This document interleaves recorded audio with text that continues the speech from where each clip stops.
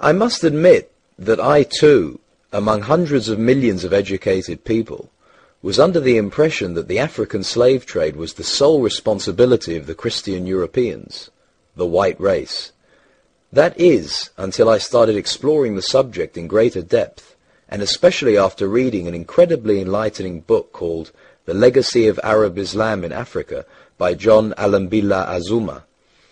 My whole perspective and understanding has changed dramatically, and I would like you to tell us more about this subject. The success of Muhammadan Islam in deceiving, misinforming, deforming, and contorting both history and reality over a period of almost 1400 years has been astounding.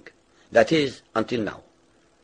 The greatest tragedy about this particular subject is that most of the descendants of African slavery, the black people in the Americas, around the world, as well as among the African blacks, are totally ignorant of the actual facts. Before we lose the concentration of our listeners, I would like to make the following statement and then prove it.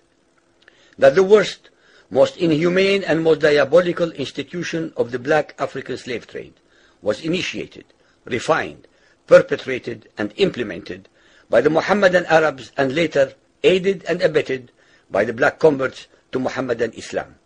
I predict that, as usual, the two subcultures, those of denial of facts and of political correctness, will attack us without once disproving a single statement and or conclusion that we make.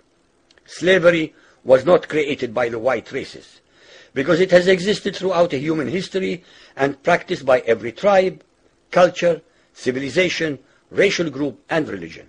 In fact, the very word slavery has its root in the name Slav, based upon the Slavic peoples of Europe who were subjugated by other Europeans. It is not common knowledge that the Arabic word abd is synonymous with the meaning of slave.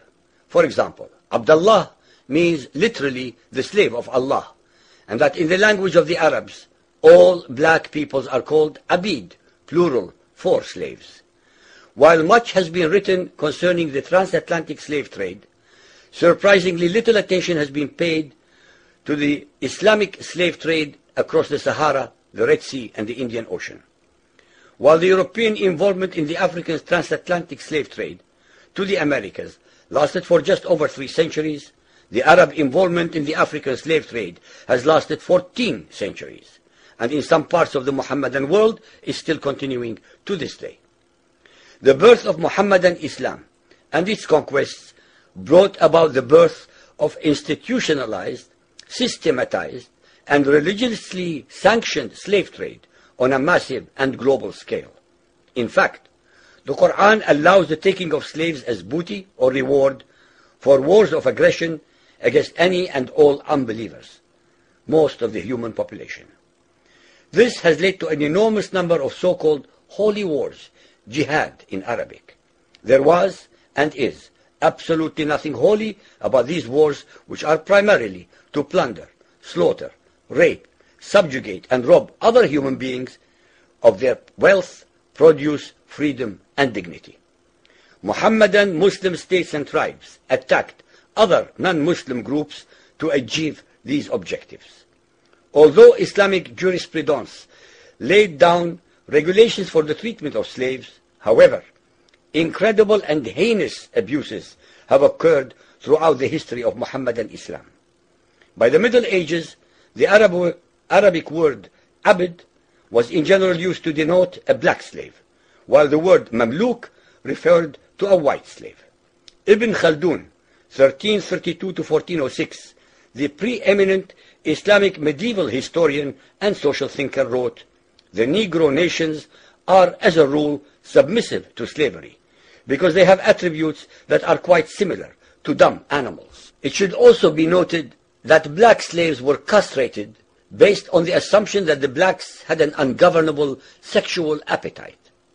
When the Fatimid Caliphate came to power in Egypt, they slaughtered all the tens of thousands of black military slaves and raised an entirely new slave army.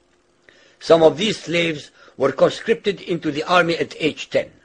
From Persia to Egypt to Morocco, slave armies from 30,000 to up to 250,000 became commonplace. The Islamic slave trade took place across the Sahara Desert, from the coast of the Red Sea, and from East Africa across the Indian Ocean. The Trans-Sahara trade was conducted along 6 major slave routes. Just in the 19th century, for which we have more accurate records, 1.2 million slaves were brought across the Sahara into the Middle East, as well as a further 450,000 down the Red Sea and 442,000 from the East African coastal ports. That is a total of 2 million black slaves just in the 1800s. At least 8 million more were calculated to have died before reaching the Muslim slave markets. A comparison of the Islamic slave trade to the American slave trade reveals some extremely interesting contrasts. While 2 out of every 3 slaves shipped across the Atlantic were men, the proportions were reversed in the Islamic slave trade. 2 women for every man were enslaved by the Muslims.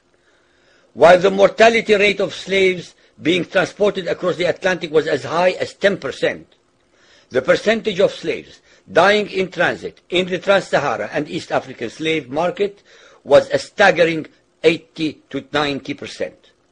While almost all the slaves shipped across the Atlantic were for agricultural work, most of the slaves destined for the Muslim Middle East were for sexual exploitation as concubines, in harems, and for military service.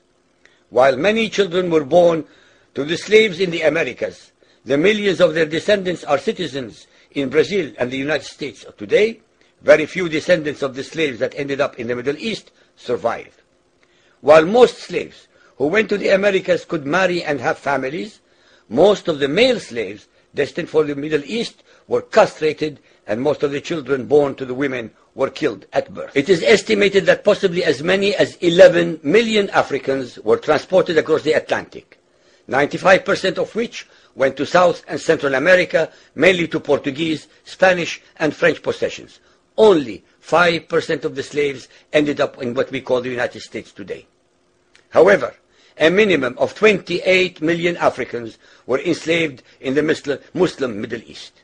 Since at least 80% of those captured by Muslim slave traders were calculated to have died before reaching the slave markets, it is believed that the death toll from 1400 years of Arab and Muslim slave raids into Africa could have been as high as 112 millions. When added to the number of those sold in the slave markets, the total number of African victims of the Trans-Saharan and East African slave trade could be significantly higher than 140 million people. What is obscene about this whole subject is the Muhammadan Muslim and Arab culture of denial regarding their complicity in the African slave trade, as well as the ignorance of black Muslims about the reality of their past and present conditions.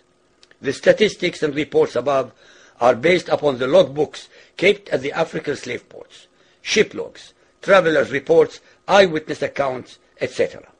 Ladies and gentlemen, the facts and reality of Muhammadan Islam's complicity in the slave trade and their inhuman depravity are infinitely more devastating, more staggering, and more incomprehensible than all the nightmare fictions in the world.